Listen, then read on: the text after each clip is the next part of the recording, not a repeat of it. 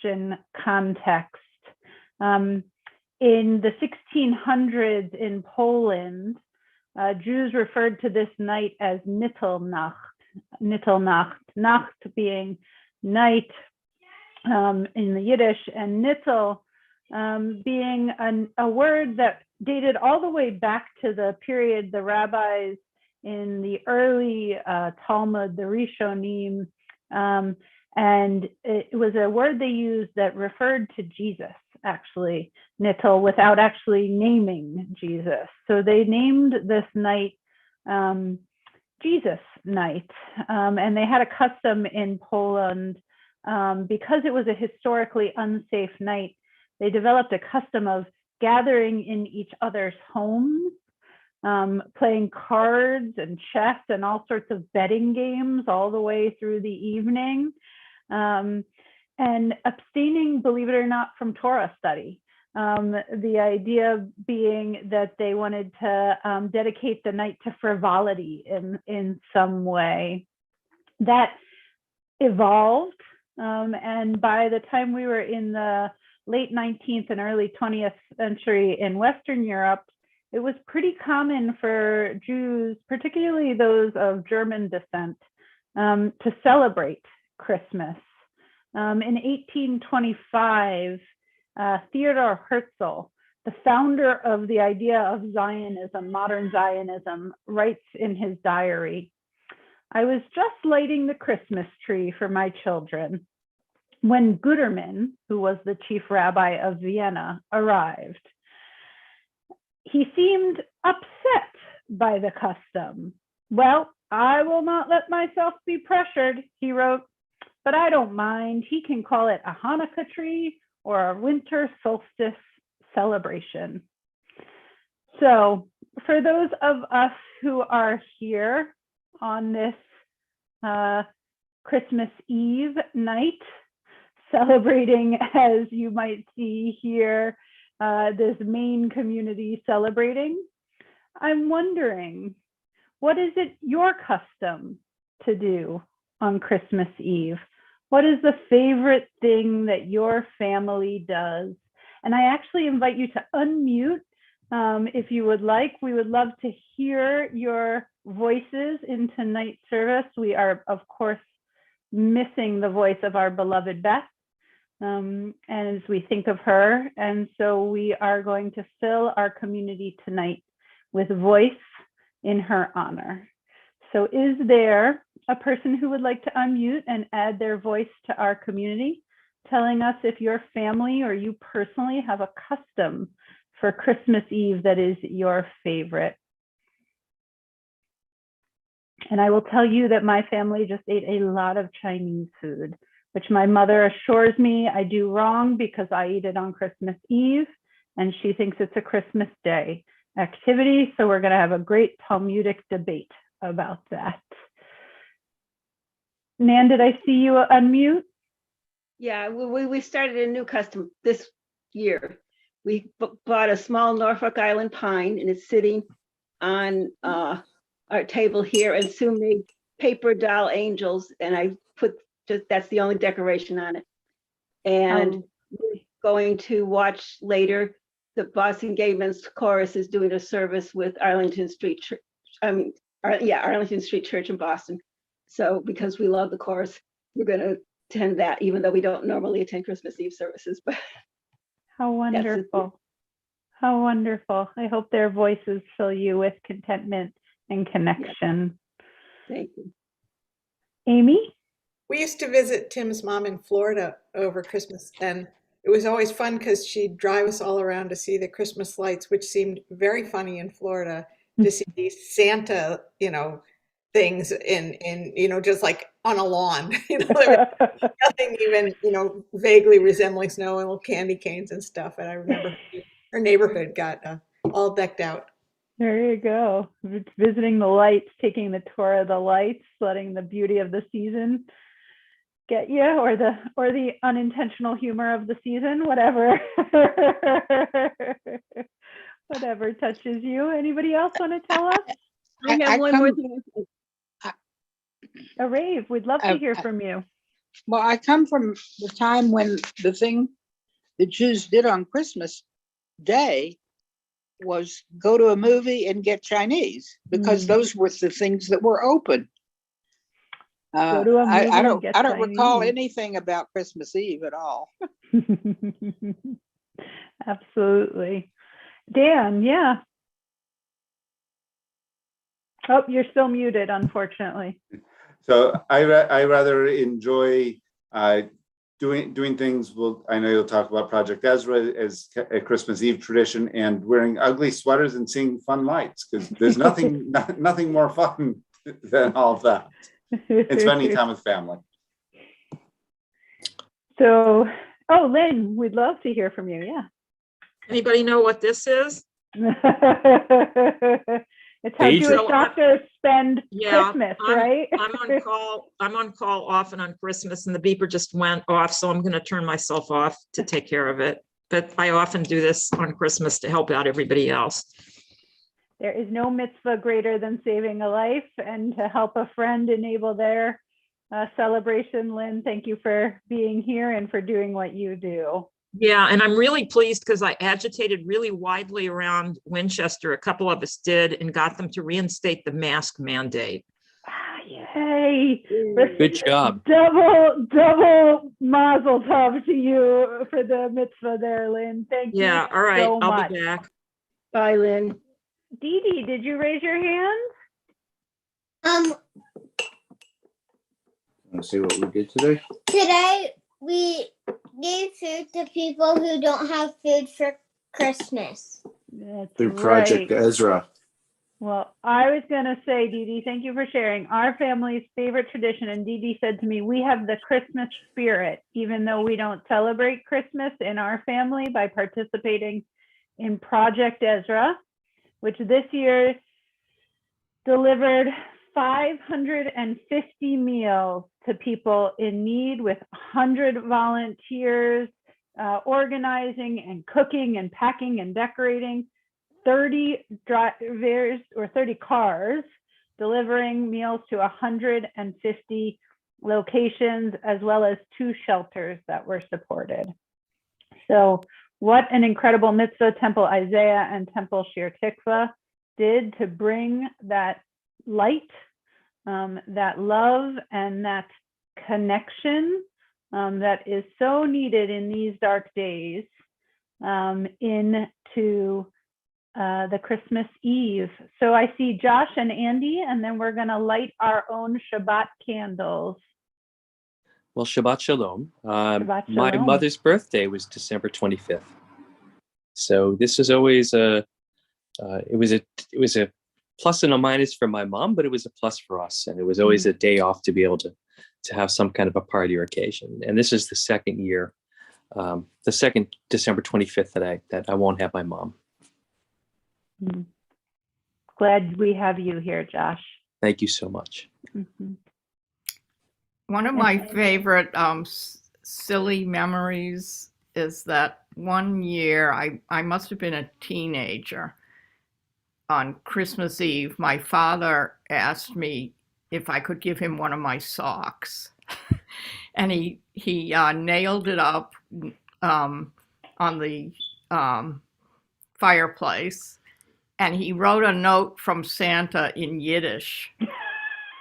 And the next day, he helped me decipher it. Oh, It's one of my fondest memories. what a fabulous, fabulous memory. Thank you for sharing it with us, Judy. That is incredible. Wow. Well, with that memory, the gifts of connection, of joy, of laughter. I love the idea of Santa leaving notes in Yiddish. Let us light candles. I'm going to light on behalf of our community here. But if you have candles at home, I invite you to light your own candles at home.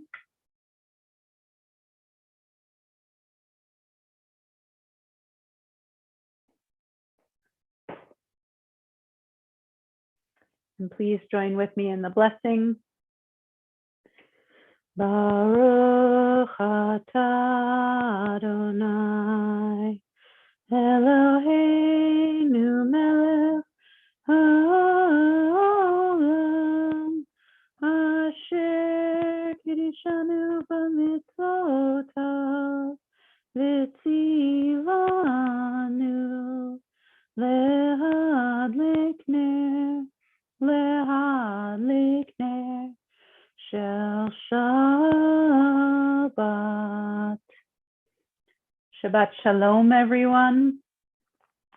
And please join with me in making kiddush, a taste of sweetness. Maybe you have a mug of hot chocolate or something, glass of wine, whatever makes you feel cozy and comfy and surrounded by community. Baruch atah Adonai Eloheinu melech haolam borei peri hagafen.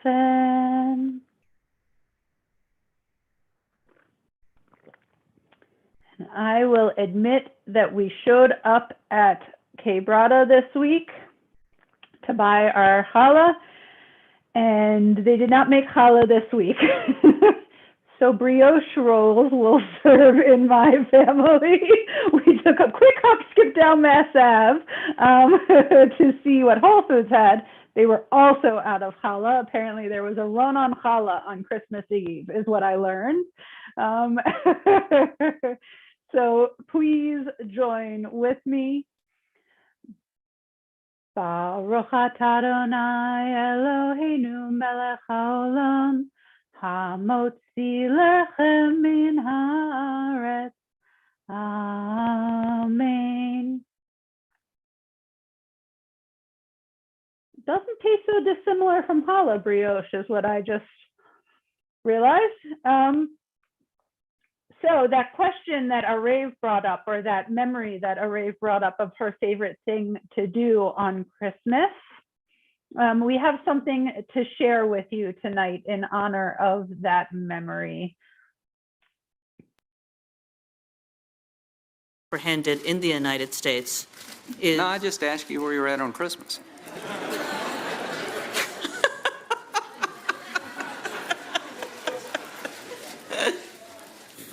You know, like all Jews, I was probably at a Chinese restaurant. Great answer. Great answer. You know, I could almost see that one coming, and I thought, Yeah. Me too. So you were celebrating Senator Schumer explained this to me earlier. Yeah, he did. If I might, no other restaurants are open. Right. You were with your family on Christmas Day.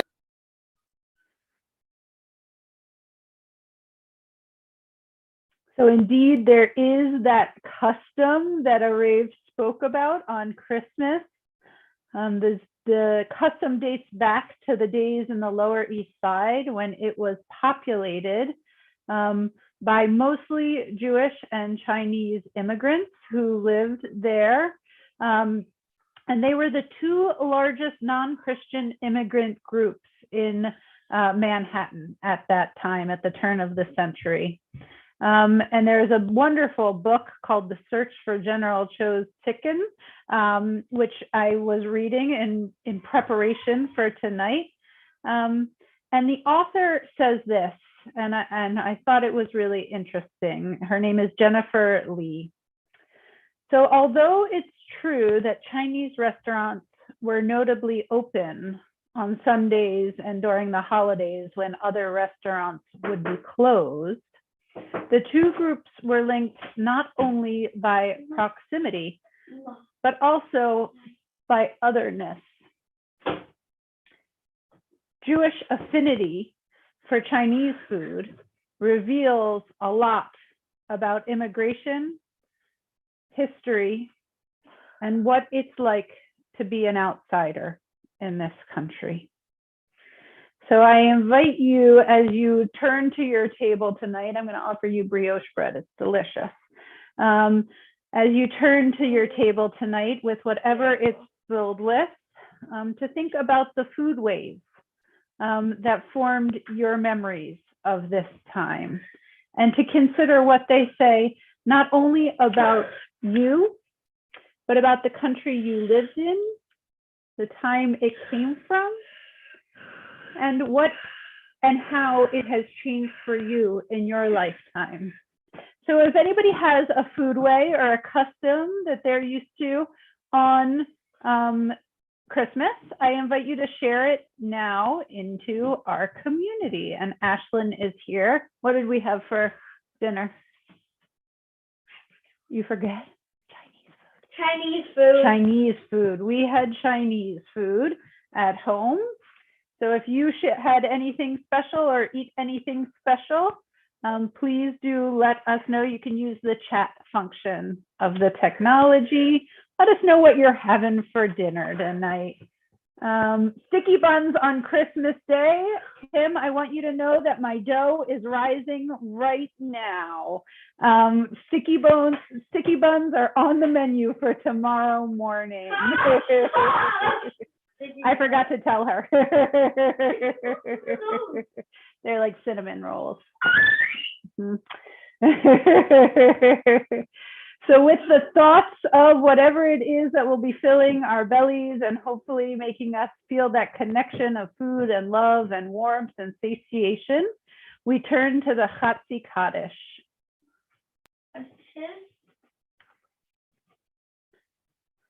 Yitkadal ve'yitkadash shemei rabba ve'alma divrach yirtei v'yamlich malchutei B'chayechon u'vyomechon u'chayei dechol Beit Yisrael Bagala u'vizman kariv v'meru amen Yehei Shnei Rabba mevorach le'olamo me'omaya Yitbarach ve'yishtabach v'yitbar v'yitromam v'yitnaseh v'yitadar v'yitaleh v'yitalal shemei dekudasha brichu le'elam min kol birchata v'shirata Tushbechata v'nechemata damiram be'alma v'meru. Amen. Thank you for helping me. So as we turn, Ashlyn is not drinking wine. Ashlyn is drinking OJ. I have OJ. There is a very Brooklyn small story where Ashlyn got confused in the Oneg room one night. Do you remember this? Yeah, and I drank. She went to the wrong end of the Oneg table. Remember when we used to have the juice at one end and the wine at the other?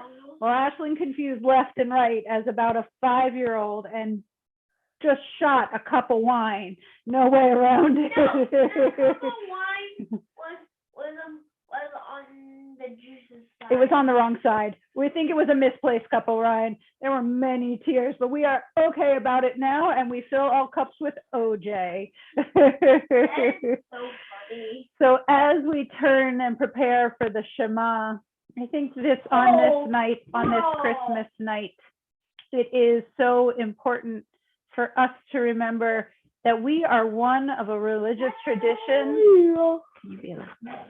Thank you. Searching for light and hope and in dark times. So while it is not our custom to celebrate holiday today, it is in fact a communal instinct, a human instinct, I think, to look for light in this season. So let us look for all that connects us rather than all that separates us on this day. Shema Yisrael Adonai Eloheinu Adonai Echad Baruch Shem Kivod Malchuto Leolam continue with the Ve'ahavta, the acts of love that are commanded of us in response to that unity of life. And in fact, most religious traditions share a teaching akin to the Ve'ahavta that says, that which is hateful to you, don't do to others. That which you love, offer to those around you. So let us concentrate on those acts of love that we have received and that we can offer as we chant this prayer together. ואהבת את אדוני אלוהיך בכל לבבך ובכל נפשך ובכל מאודך, והיו הדברים האלה אשר אנוכי מצווך היום על לבבך, ושיננתם לבניך ודיברת בם בשבתך בביתך ובלכתך בדרך ובשוכבך ובקומך, וקשרתם לאות על ידיך, והיו לטוטפות בין עיניך, וכתבתם על מזוזות ביתך ובישעריך, למען תזכרו ועשיתם את כל מצוותיי, והייתם קדושים לאלוהיכם. אני אדוני אלוהיכם, אשר הוצאתי אתכם מארץ מצרים, להיות לכם לאלוהים. אני אדוני אלוהיכם.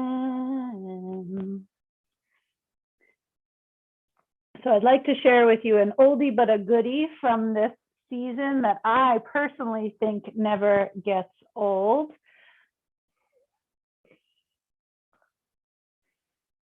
The Chinese Restaurant Association of the United States would like to extend our thanks to the Jewish people.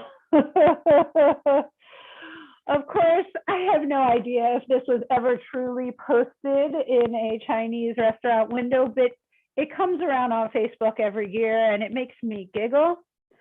But this year it made me do more than giggle. It actually made me sort of tear up a little.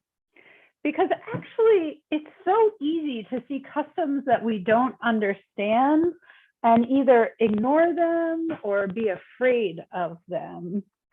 And instead, with curiosity and love, this restaurateur decided to say, thank you. Thank you for letting me be a part of something. So I am wondering what act of love or gratitude you might commit yourself to in this next week. As we look ahead, is there an act of love, of gratitude that you might commit yourself to? Can I say the one that we just did today, the dropping off You meals? can say that. You want to say that one? We dropped off meals. Mm-hmm. So maybe this week we should do it again. What do you think? Yeah. You don't just have to do it on Christmas, right? Uh-huh. That's right. What else? Does anybody else want to unmute and offer a way they are planning on or hoping to offer love and gratitude in this upcoming week? I started Everybody who hasn't done so already should give to the High Fund. Oh, Lynn. Yeah, an opportunity to support Temple Shir Tikvah, and we didn't even put you up to that, Lynn. Yeah. It's part of the new hat I have. I have to wear the hat proudly. Oh, what was the offer? To support Temple Shir Tikvah, which makes Judaism accessible to everybody, no matter what. Thank you, Lynn. Well, I had a chance to reach out and do an act of love this week. We recently went to a wedding, and there were some relatives there with rather different views of the world than ours. One of them said that he had been seeing some videos online. You always shudder when you hear those words. Seeing some videos online saying that climate change is no big deal. I reminded him about fires in California and floods and stuff. But I did not ask him to tell me about the videos, and I realized that later. So I wrote back to him some email and said, please let me know what videos you've been watching. I would love to watch them, take them seriously. Oh, to meet somebody where they are. What an incredible act of love, especially, Andy, when it's an issue you're so passionate about, to be able to put that away and still meet them. What an act of love. Incredible. Thank you for sharing. Dan. I started a new custom today. Some of my friends who are disabled or dealing with chronic illness and who don't see a lot of people in their lives who celebrate Christmas, I called up and wished them a Merry Christmas. And it was really actually lovely because of their situations, they often don't answer the phone right away. And the two people I called both answered the phone immediately. And we had a nice half an hour discussion. So it was lovely. Oh, connecting with those in need of connection in this time. That's very Israeli, Nan. I'll tell you, they spend all day the day before Chag on the phone calling everybody they know. So this is you've got it down right there. Dan. So one thing that I'm doing both this past week and this coming week is giving the gift of life of donating platelets and plasma. So it's a way to support things and encourage those who can to do so. There's certainly a huge need for it. A huge need, and thank you. I know you do that regularly on the calendar, and thank you for reminding us that we can do it as well. What is he talking about? Donating blood. You're too young. I know. I'm a platelet donor too. I would never want to do that. And Lynn is as well. So Ditto for me. Oh, wonderful, wonderful, wonderful. And hopefully one day soon we'll be able to run Temple Shir Tikvah blood drives again. But let us, with all of these acts of love and gratitude, turn to the words of our Amidah together in community. Adonai, Sifatai Tiftach, Ufi Agid Teilatecha. Turn, O God, open my lips, that my mouth may declare your glory.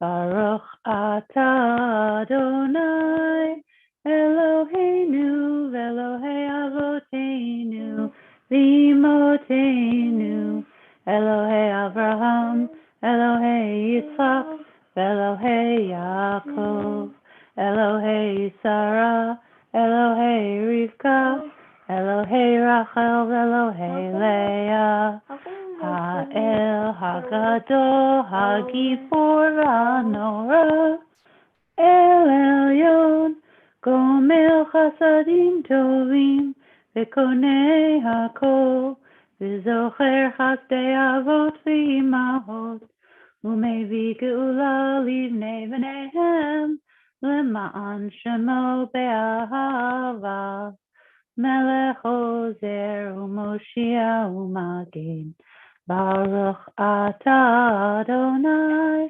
Magen Avraham ve'Ezrat Sarah.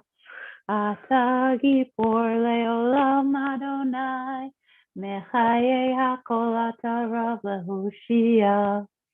Mechakel chaim bechesed, Mechayei hakol berachamim rabim. Tomech noflim berofei cholim, Umatir asurim, Umekayem emunato, Lishenei afar, Michamocha ba'al gerurot, Umido melech, Melech memit, Umechayeh, Umatzmiach Yeshua. לעשות הכל. Baruch atah Adonai mechaye hakol. Atah kadosh v'shimcha kadosh ukedoshim b'chol yom yalelucha selah. Baruch atah Adonai ha'el hakadosh.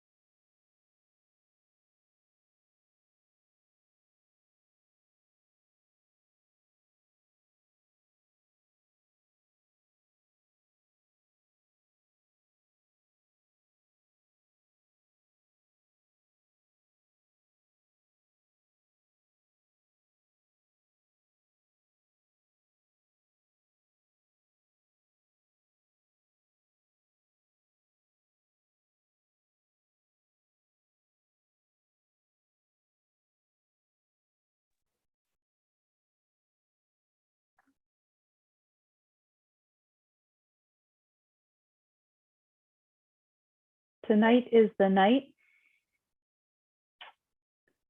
when we celebrate a baby boy born to impoverished parents with no place safe to keep him at his birth. I speak, of course, tonight of Moses, who was born in this week's parsha in a time of deep danger. He was born at a time when Pharaoh had decreed death to all the male Israelite babies and said that they should be thrown into the water. It is this week that we read the story of the amazingly brave Shifra and Pua, the women midwives, the Israelite midwives who lied to Pharaoh, who had been commanded to hurt those babies upon their birth. And when they refused to do so, Pharaoh called them to him and said, "Why are you not doing as I say?" And they bravely lied to the most powerful human being on earth, as far as they could tell, maybe even a God on earth, in their understanding, depending on if they were indeed Israelite or just serving the Israelites. And they said to him, "Oh, those women, they give birth before we can get there." And so they hide the babies. This wasn't true, but babies were being born. And we read of Moses's mother who gives birth to a baby boy, child meant to be a slave with no freedom in his future and maybe not even life. His mother creates an ark, a little basket, but the same word as the ark, and places the baby into the basket and puts it on the Nile. The daughter of Pharaoh, Bat Pharaoh, who is never even given a name, we just know her as daughter of Pharaoh, lifts this baby out of the Nile and says, "This must be one of the Israelite babies." She knows what kind of baby this is. She is saving, one who has been condemned to death by her father, and yet she lifts him out. She chooses to raise him as her own, and she says I will call him Moses, because from the water I drew him. Now, Sforno comes along, a commentator 1200 years later comes along and speaks about the selection of that name, Moses, because from the water I have drawn him. And Sforno teaches us, the reason why I called him this, from the water I have rescued him, was so that in turn, he would rescue others from their problems. So just as I have pulled him out and up, he will pull others out and up.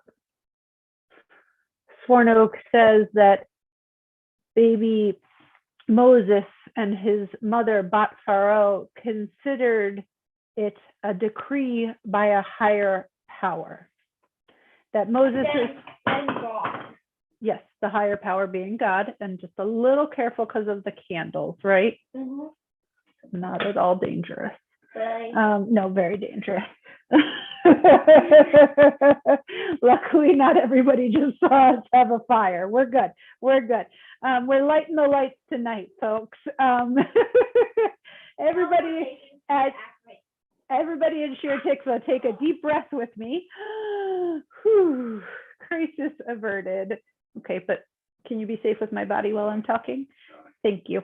So Moses was saved, according to Sforno, only that, or only so that, he could become an instrument in saving others. Now, you all know me and you know my theology well enough, I think, at this point to know that I'm not suggesting, or I don't even think Sforno is suggesting, that our hardships are decreed for a purpose, but rather that in our hardships, sometimes we find purpose. In our hardships, in the parts that are the darkest parts of our lives, in the things that there was no guidebook for when we encountered them, and that, boy, could we have used one. We sometimes find that we become the guide for ourselves and for others. And so my question for each of us this week is, what is it that we have been brought out from that we can use as a model for ourselves and for others so that we become a blessing from that place?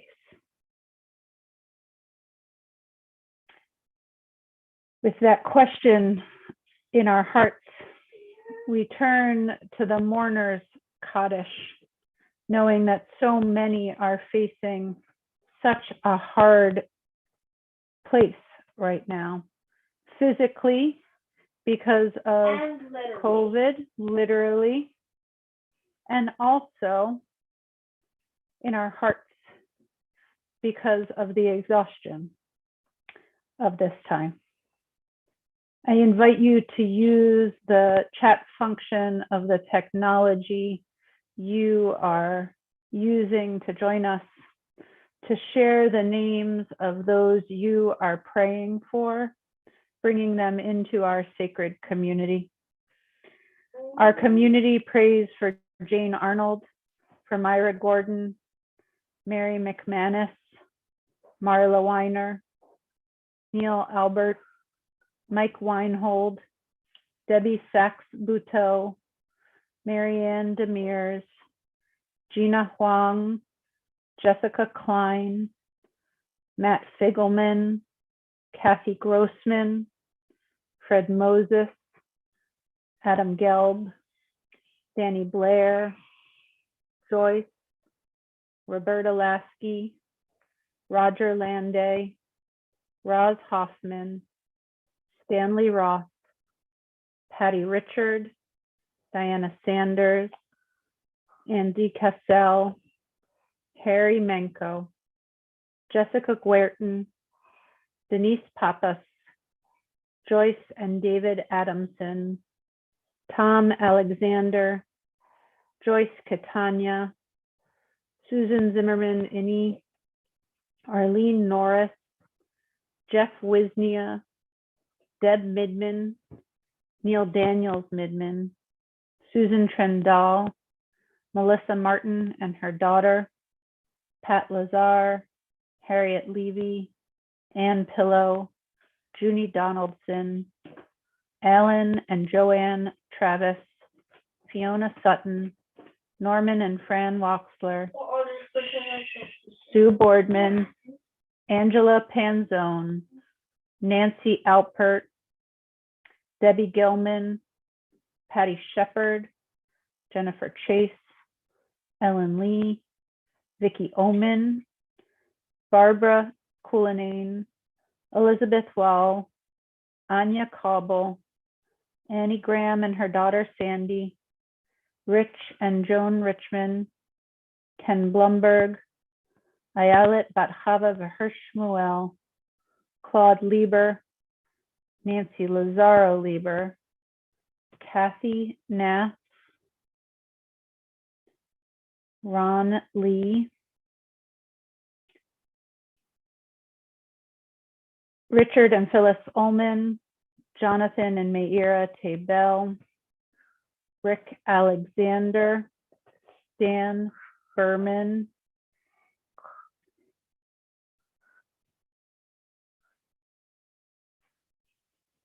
Rob Hodges, and Jim Casey. With all of these names, we turn to these words, we turn to each other, we turn to those who are ill. We call out as Moses called out, praying for healing, promising presence.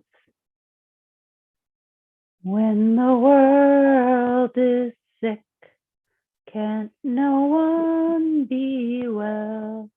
And I dreamt we were all beautiful and strong. When the world is sick, can't no one be well? And I dreamt we were all beautiful and strong. Ana Elna Rifanala, Ana Elna Rifanala, Ana Elna Rifanala, Ana Elna Rifanala. When the world is sick, can't no one be well? And I dreamt we were all beautiful and strong. When the world is sick, can't no one be well? And I dreamt we were all beautiful and strong.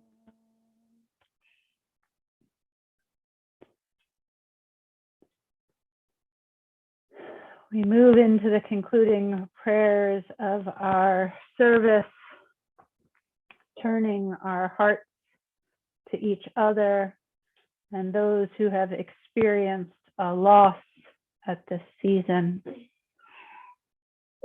It is customary not to say Mourners Kaddish in someone's honor until the burial has taken place. And so I will just lift up that we are thinking of Beth and Sandy Joe as they mourn Al, but know as they think of him and learn how to say goodbye.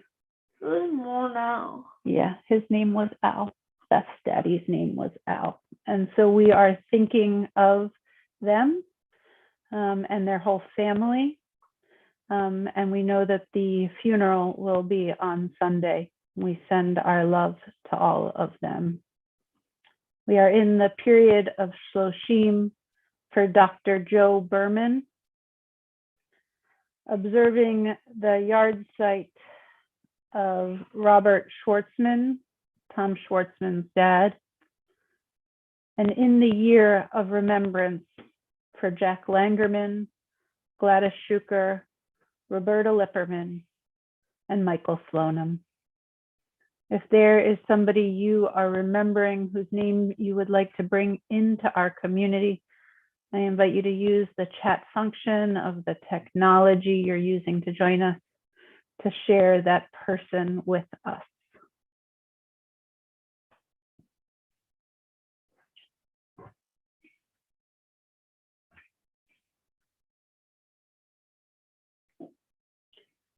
Tim and Linda, we are with you in this time. Let us become one community of memory with the words of Mourners Kaddish. I invite you to rise in body or in spirit as is your custom. I want to rise in body. Sounds good. Yitgadal v'yitgadash shemei rabbah, ve'alma divrach hirte v'yamlich malchute, v'chayachon uv'yomechon uv'chaye dechol beit Yisrael, v'agalau v'zman kariv v'imru amen. Yehei shmei rabbah mivorach leolam u'almei almaya. Yitbarach v'yishtabach v'yitpa'ar v'yitromam v'yitnaseh. V'yitadar v'yitale v'yitalal shmei dekudesha brichu. Le'ela min kol birchata v'shirata. Tushbechata v'nechemata. Damiram be'alma v'yimru. Amen. Yehei shlama rabba min shemaya. V'chaim aleinu ve'al kol Yisrael. V'yimru. Amen. Oseh Shalom b'mromav. Hu ya'aseh shalom aleinu ve'al kol Yisrael. Ve'al kol yoshvei tevel. V'yimru. Amen. May the one who creates peace on high give us and all who live on this earth an opportunity to experience peace.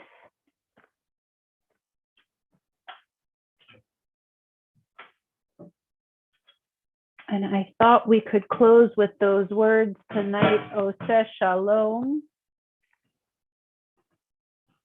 Does anybody have an Oseh Shalom tune that they particularly love? I think, we have the one here that goes, may the one who makes peace above. Does that sound good to everybody? Now I have to remember how it starts. Who's going to help me with that? Oseh Shalom b'mromav. Is that it? Hu yaseh shalom aleinu ve'al kol Yisrael ve'imru amen. May the one who makes peace above make peace descend on all of us, and Yisrael. Let us say amen. Let us say amen. Let us say amen. Shabbat Shalom, everyone. Shabbat Shalom. Shabbat Shalom. Shabbat Shalom. And thank you Thank for you. understanding about my child alongside me. We had a different child having a need at the moment, so it was, there were just not enough hands on. So thank you for understanding.